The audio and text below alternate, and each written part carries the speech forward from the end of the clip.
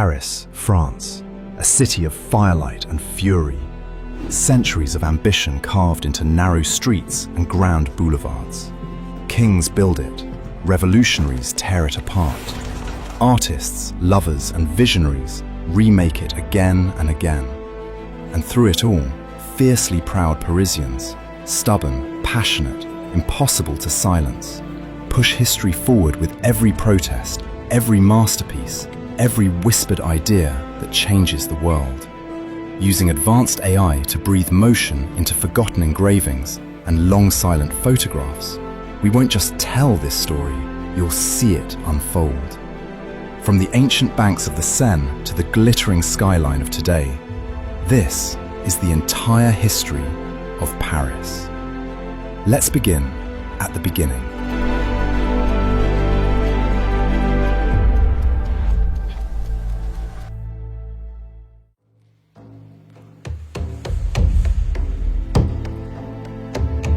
Before Paris was Paris, it was just a collection of huts on an island. Around 259 BC, a Celtic tribe called the Meeeeeeee settles on what's now called the Île de la Cité, that small island in the middle of the Seine River. They're fishermen, traders, and river people who control a strategic crossing point. The name Meeeeeeee possibly means boat people or craftsmen, which tells you everything about how they live. They aren't building monuments or writing philosophy, they're trying to survive. Then, in 52 BC, Julius Caesar shows up. The Romans don't ask permission. They conquer the Meeeeeeee during Caesar's Gallic Wars, and the settlement is burned to the ground during the resistance. But Rome rebuilds it, bigger, better, with their trademark efficiency. They call it Lutetia, meaning marshy place or mid-water dwelling, not exactly glamorous. Roman Lutetia grows on the left bank of the Seine, and for about 3 centuries, it's a proper Roman town. They build an amphitheatre that can hold 15,000 people, bathhouses, temples, and the foundations of what will later become the Latin Quarter. The roads are straight, the aqueducts work, and if you're a Roman citizen, life is actually pretty comfortable. But empires don't last forever. By the 3rd century, Germanic tribes are raiding from the north, and Lutetia's residents retreat back to the safety of the Île de la Cité. They build walls, they fortify. The Roman dream is crumbling, and Lutetia is becoming something else, something that needs a new name. That name is about to arrive with a woman who becomes the city's patron saint, just as everything is about to fall apart.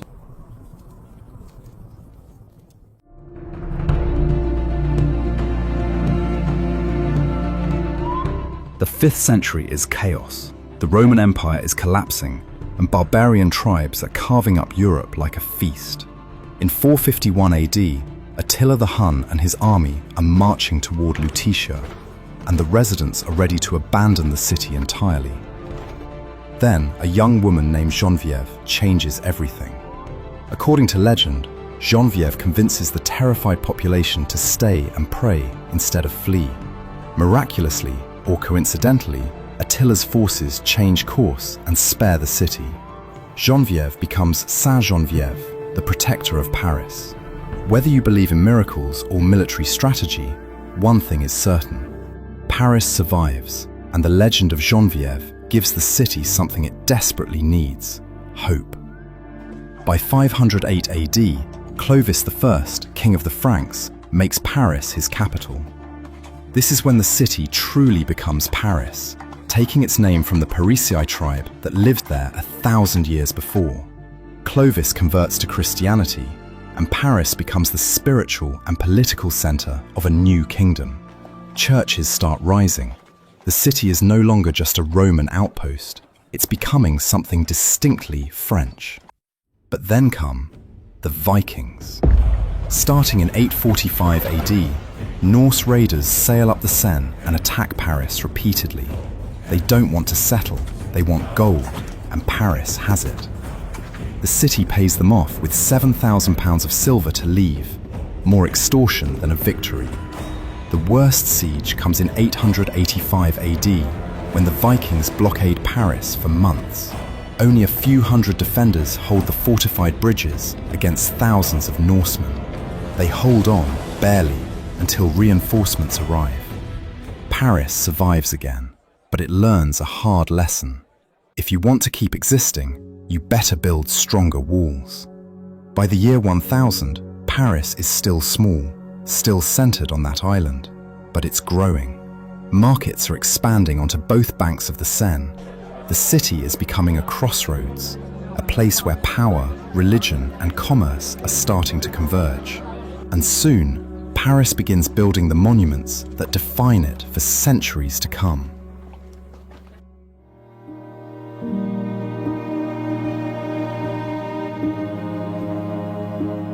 The 12th and 13th centuries are when Paris becomes undeniably important. In 1163, construction begins on Notre Dame Cathedral. It takes nearly 200 years to complete, and it's audacious, a building so ambitious it seems to defy gravity. Gothic architecture is the cutting edge of medieval engineering, and Notre Dame is its masterpiece. Those flying buttresses, the rose windows, the sheer vertical reach toward heaven. It's a statement. Paris is announcing itself to the world. Around the same time, the University of Paris is taking shape. By the early 1200s, scholars from across Europe are flocking to the left bank to study theology, philosophy, and law. This is one of the first universities in Europe, and it makes Paris an intellectual capital. The Latin Quarter gets its name because students and professors speak Latin. This is where medieval Europe is learning how to think. King Philip II, who rules from 1180 to 1223, transforms Paris from a medieval town into a real city. He paves the streets, literally, they've been mud before, and builds the Louvre. But not the museum you know today. Philip's Louvre is a fortress, a castle designed to protect the city from invasion. Thick walls, a moat, a tower to store the royal treasury. Paris is saying, we're not getting sacked again. The city's population explodes. By 1300, Paris has around 200,000 people, making it one of the largest cities in Europe. Markets thrive, guilds control the trades. The city expands beyond the Ile de la Cité onto both banks, and bridges multiply.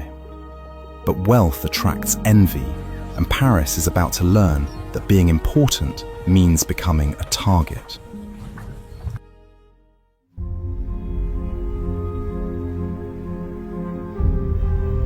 The 14th century nearly destroys Paris. First comes famine. Harvests fail across Europe in the 1310s, and people starve. Next, the 100 Years' War, starting in 1337, when England and France begin a brutal, generational conflict over who should rule France. Paris is at the center of it. But nothing compares to what comes in 1348. The Black Death arrives in Paris, one of the deadliest plague outbreaks in history. Estimates suggest that between a third and half of the city's population dies. Bodies pile up faster than they can be buried. The smell of death hangs over the city for years. Trade collapses. Entire neighborhoods are abandoned. If you live through the plague in Paris, you watch your world end. In 1358, a popular uprising called the Jacquerie sees peasants revolt against the nobility. Paris is in chaos, with different factions fighting for control. Later in 1382, the Maillotins revolt sees Parisian workers rebel against heavy taxes. The city is angry, hungry, and increasingly violent. Then, in 1420, during the 100 Years' War, Paris falls to the English and their Burgundian allies. For 16 years, the English occupy the city. Parisians are living under foreign rule, and the French crown flees to the Loire Valley. But then, a teenage peasant girl from Lorraine changes everything. Jeanne d'Arc, also known as Joan of Arc, arrives on the scene in 1429, claiming God has sent her to save France. She's 17 years old, illiterate, and convinced she hears the voices of saints. Somehow, she persuades the Dauphin, the uncrowned heir to the French throne, to give her an army. She leads French forces to lift the siege of Orléans, a turning point in the war. Her presence electrifies the French troops and terrifies the English, who think she's a witch. Joan doesn't liberate Paris directly. An attempt in 1429 fails, and she's wounded. But her campaign shifts the momentum of the entire war. The Dauphin is crowned King Charles VII at Reims, and suddenly France has hope again. Joan is captured by the Burgundians in 1430, sold to the English, and burned at the stake for heresy in Rouen in 1431. She's 19 years old, but her impact echoes. Paris is finally liberated in 1436. The war doesn't officially end until 1453, but Paris has already been scarred by over a century of violence, disease, and occupation. By 1500, Paris is recovering, but slowly. The population is rebuilding. The monarchy is reasserting control. The city is exhausted, but it's still standing. And the Renaissance is about to arrive, bringing with it a new kind of transformation.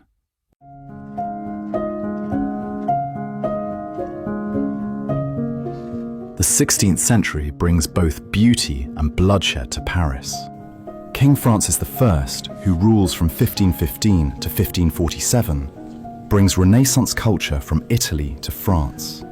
He rebuilds parts of the Louvre, transforming it from a medieval fortress into a Renaissance palace. He invites Leonardo da Vinci to France, who spends his final years there. Art, architecture, and humanism are flourishing. Paris is becoming elegant. But there's a problem.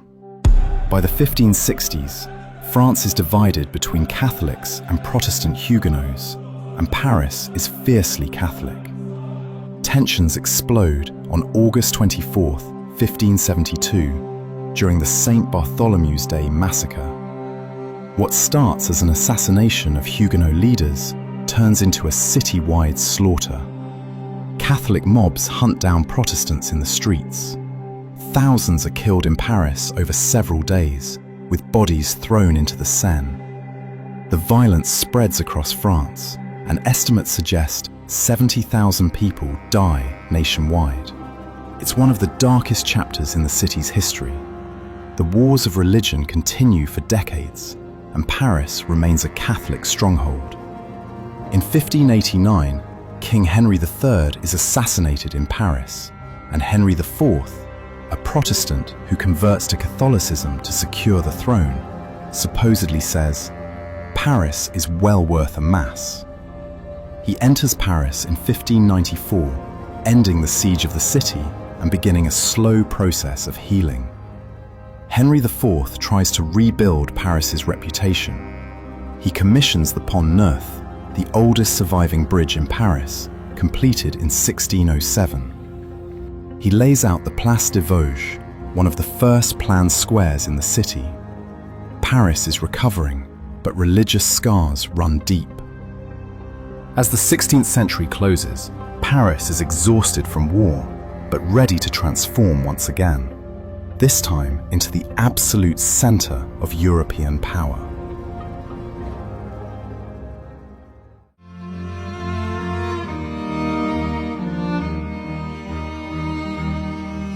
The 17th century is when Paris becomes the capital of European grandeur. Louis XIII and his chief minister, Cardinal Richelieu, centralize power in Paris.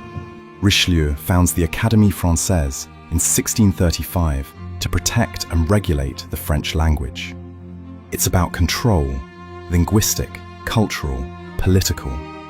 Paris is being shaped into the symbol of French authority. But the real transformation comes with Louis XIV, the Sun King, who rules from 1643 to 1715. Louis makes monarchy an art form. He expands the Louvre, builds the Hôtel des Invalides for war veterans in 1670, and commissions grand boulevards. Paris is being redesigned to reflect absolute power. However, Louis XIV makes a controversial choice. In 1682, he moves the royal court from Paris to Versailles. He doesn't trust Paris. The city has a history of rebellion, and Louis wants distance from the mob. Versailles becomes the political center of France, while Paris remains the economic and cultural one. Even without the king physically present, Paris thrives. Salons, gatherings of intellectuals, writers, and philosophers, become the heartbeat of cultural life. French cuisine is being refined into an art. Fashion, manners, and etiquette developed in Parisian society are copied across Europe. This is when France, and specifically Paris, becomes synonymous with culture and sophistication. The century ends with Paris as the most influential city in Europe. But the relationship between the monarchy and the people of Paris is deteriorating, and that tension will have catastrophic consequences.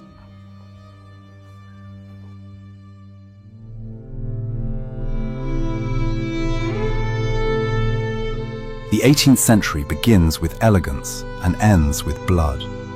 This is the Age of Enlightenment, and Paris is its capital. Philosophers like Voltaire, Rousseau, and Diderot meet in cafes and salons, questioning authority, debating reason, and imagining new forms of government. The Encyclopédie, published in Paris, tries to compile all human knowledge and challenges the Church's monopoly on truth. Ideas are dangerous, and Paris is full of them.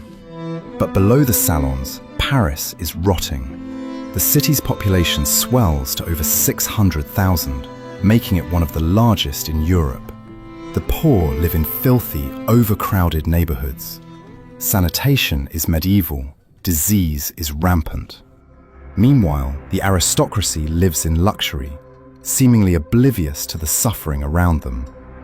The situation gets so bad that by the 1780s, Paris's overflowing cemeteries are literally making people sick. Bodies are buried so shallow that the smell of decay drifts through neighborhoods. The solution? The city starts moving millions of skeletal remains into the old limestone quarry tunnels beneath Paris. These become the catacombs, miles of underground passages lined with the bones of 6 million Parisians, stacked in walls of skulls and femurs.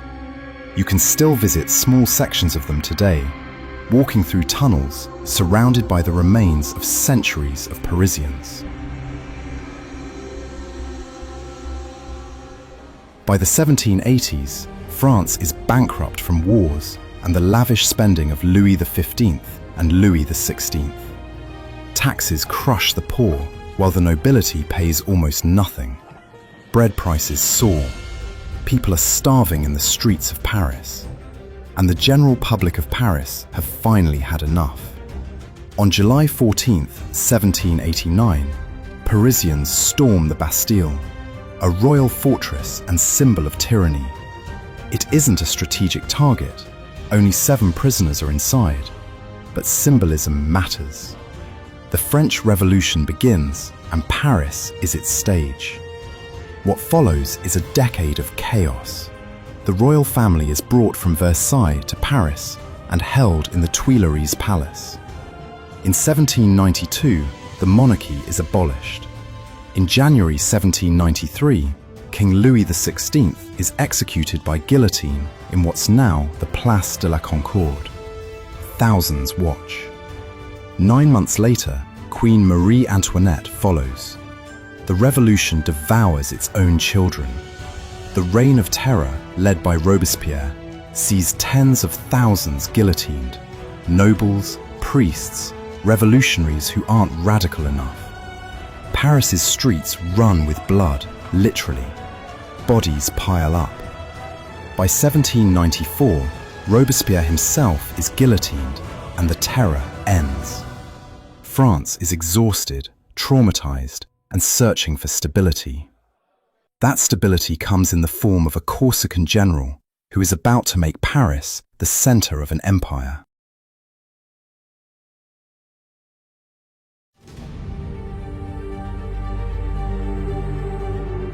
Napoleon Bonaparte seizes power in 1799, and Paris becomes the capital of an empire. Napoleon is a dictator, but he's also a builder. He understands that greatness requires monuments. He commissions the Arc de Triomphe in 1806 to honor his armies, though it isn't completed until 1836. He orders the construction of the Rue de Rivoli, a grand street running through the heart of Paris. He reforms the legal system with the Napoleonic Code, which still influences law across Europe today. Napoleon also loots. As his armies conquer Europe, he brings back treasures and displays them in the Louvre, which he transforms into a public museum. The Louvre becomes a statement. Paris is the cultural capital of the world, and all roads lead here. But empires built on conquest don't last. Napoleon's disastrous invasion of Russia in 1812 and his defeat at Leipzig in 1813 bring foreign armies to Paris's doorstep. In 1814, Paris is occupied by Russian, Prussian, and Austrian troops. Napoleon abdicates and is exiled to Elba. He comes back in 1815 for the 100 Days, but his final defeat at Waterloo ends the dream. Napoleon is exiled again, this time to St. Helena, where he dies in 1821. Paris is left to reckon with what Napoleon builds and what he destroys. The city has been the heart of an empire that reshapes Europe, but now it's occupied, humbled, and facing an uncertain future.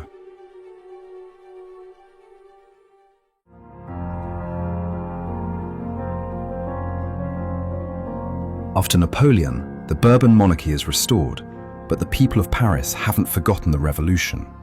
In July 1830, Parisians rise up again, overthrowing King Charles X in the July Revolution. Barricades go up in the streets, a tactic that defines Parisian resistance for generations. A new citizen king, Louis Philippe, takes the throne, but he satisfies no one. In February 1848, revolution erupts again. Louis Philippe flees, and the Second Republic is declared. But within months, workers in Paris rise up once more in the June Days Uprising, demanding social reforms. The army brutally suppresses them, killing thousands. Paris is a city at war with itself. Out of this chaos comes Louis Napoleon Bonaparte, Napoleon's nephew, who is elected president in 1848. In 1851, he stages a coup and declares himself Emperor Napoleon III. Despite his authoritarian rule, he transforms Paris in ways that still define the city today. Napoleon III hires Baron Haussmann to redesign Paris. Haussmann's renovations, carried out from 1853 to 1870, are radical. He demolishes medieval neighborhoods, replacing narrow, winding streets with wide boulevards. He builds parks, sewers, and uniform apartment buildings with those iconic Parisian facades. Why? Partly for modernization, but also for control. Wide boulevards are harder to barricade and easier for troops to move through. Beauty and authoritarianism go hand in hand. Haussmann's Paris is the Paris we recognize today. The boulevards, the streetlights, the elegant uniformity. But that beauty comes at a cost. Working-class neighborhoods are destroyed and thousands are displaced. Then, in 1870, Napoleon III makes a fatal mistake. He goes to war with Prussia. The Franco-Prussian War is a disaster. The French are crushed, Napoleon III is captured, and by September 1870, Prussian forces are besieging Paris. The city holds out for 4 months. People eat rats, cats, and even zoo animals to survive. In January 1871, Paris surrenders. But the humiliation has only just begun. But from the ashes comes renewal. The Belle Époque, the beautiful era, lasts from the 1870s to 1914, and it's Paris's golden age of culture. The city becomes the world capital of art, literature, and innovation.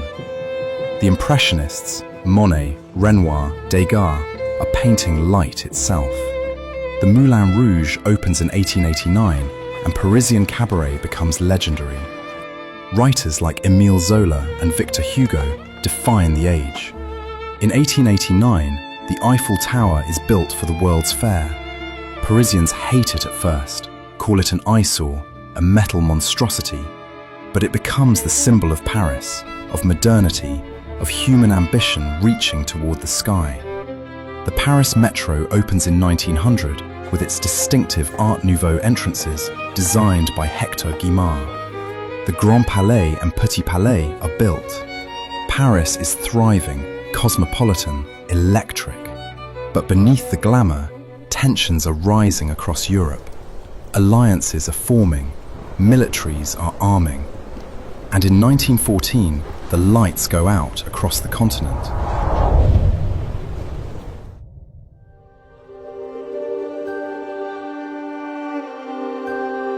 World War I nearly breaks Paris. Though the front lines are north and east of the city, Paris lives under constant threat. In 1914, German forces come within 30 miles of the city during the First Battle of the Marne. Parisians can hear the artillery. Taxis are famously commandeered to rush French troops to the front, the taxis of the Marne. And it works. Paris is saved, barely. For 4 years, Paris endures. Air raids, rationing, the constant stream of wounded soldiers. The war ends in 1918, and the Treaty of Versailles is signed just outside the city in 1919. France wins, but at a horrific cost. Over 1 million French soldiers are dead.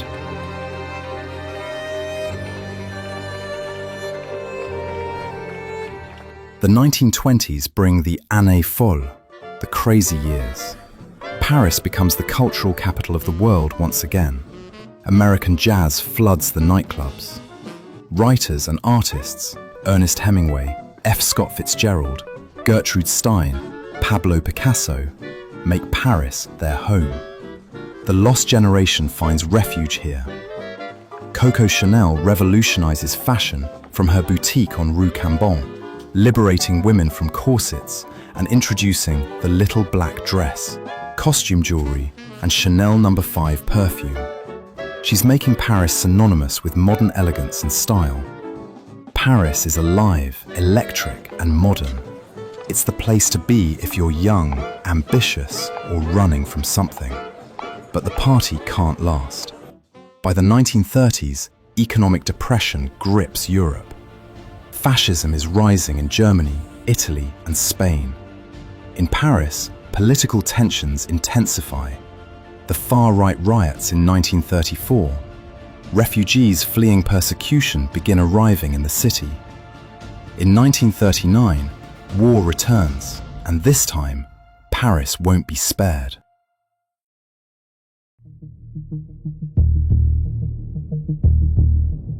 World War II brings darkness to Paris. When Germany invades France in May 1940, the French military collapses within weeks. On the 14th of June 1940, German troops march into Paris. The city is declared an open city to avoid destruction, meaning it surrenders without a fight. The French government flees. The swastika flies over the Eiffel Tower. For 4 years, Paris lives under Nazi occupation.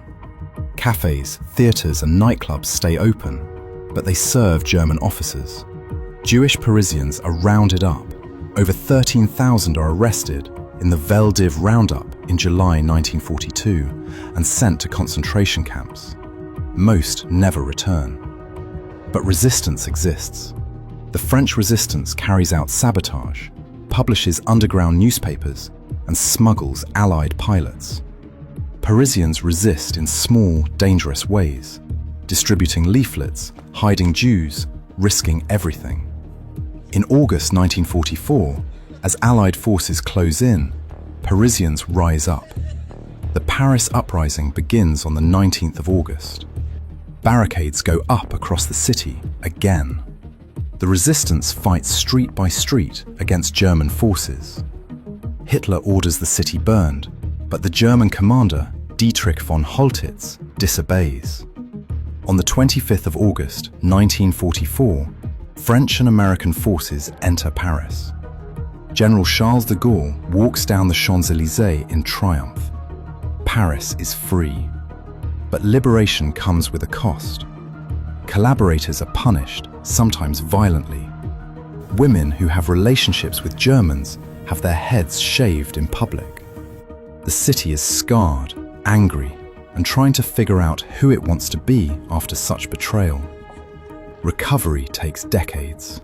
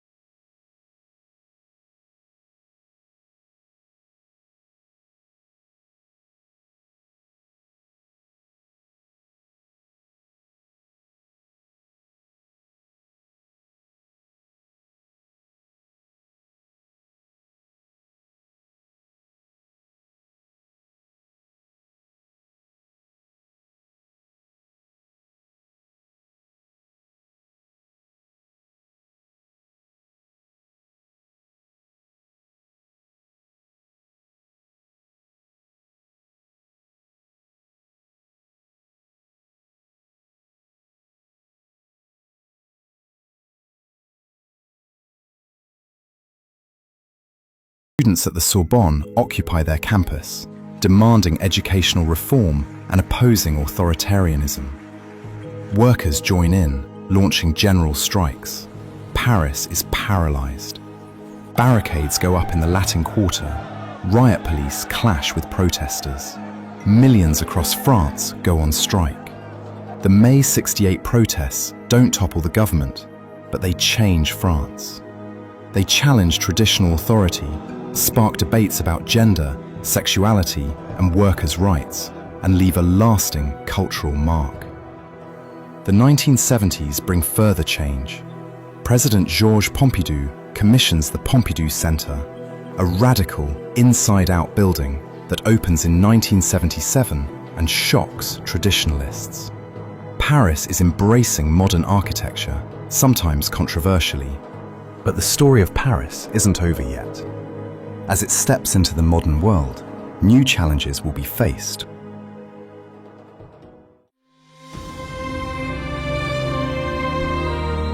The last 40 years see Paris continue to evolve.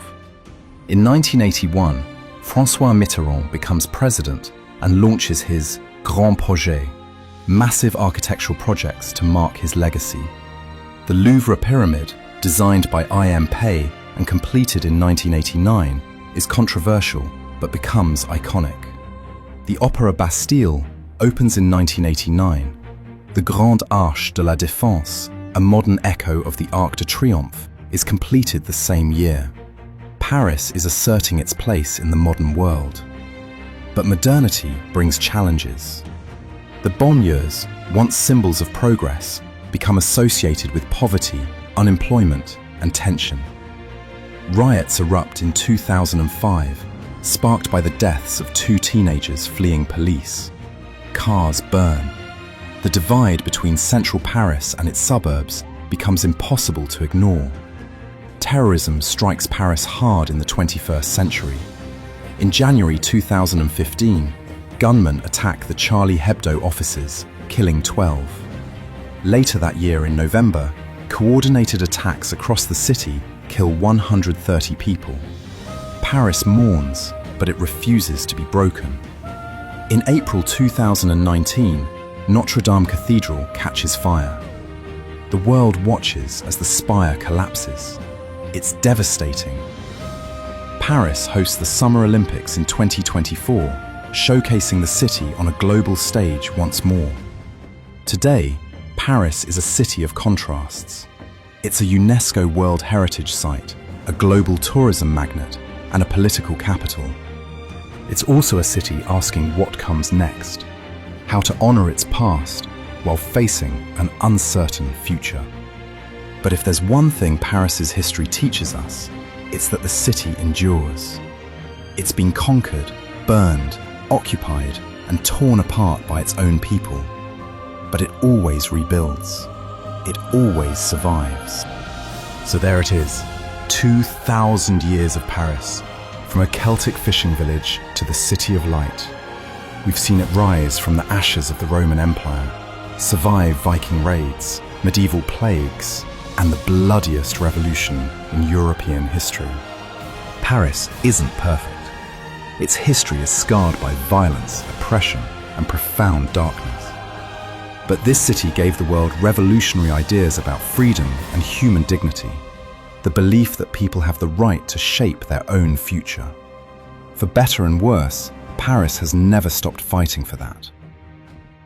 If you enjoyed this journey through time, please hit that like button and subscribe for more deep dives into our world's most fascinating cities. There's so much more to explore, and as always, we'll see you in the past.